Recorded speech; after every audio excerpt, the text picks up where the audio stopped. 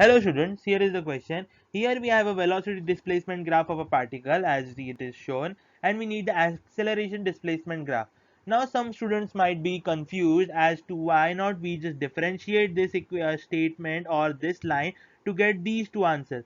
But look carefully, this is a graph between velocity and displacement, not velocity and time. Okay, so we know that velocity and time and acceleration and displacement and velocity have a relation somewhat like this, correct?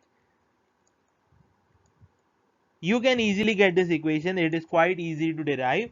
And once we have this equation, we need to find out the velocity equation from this, and for this we need to find this velocity equation using the form y equal to mx plus c, because this is the easiest line equation we can find out, or we can use in this case.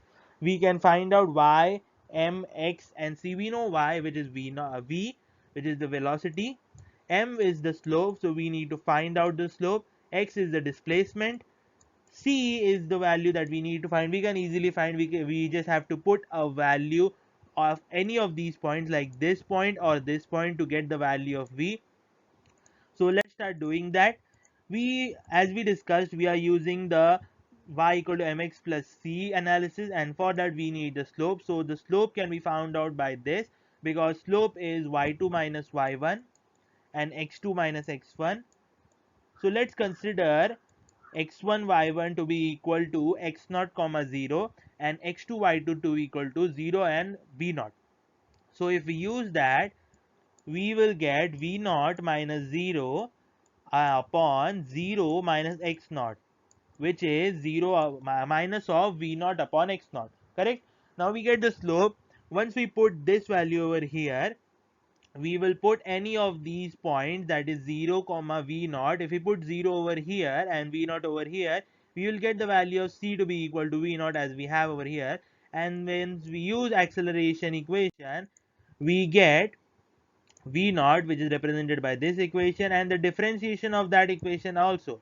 So once we differentiate it, we get this value over here, and once we multiply it with this, we get this equation to be equal to the acceleration equation. Now if you see over here, the slope, which is represented by v0 square upon x0 square, is a positive value because square cannot be negative. So m is positive in this case, and c over here is negative. As I said, squares cannot be negative, so this square has a negative value in front of it, which makes it have a negative value altogether.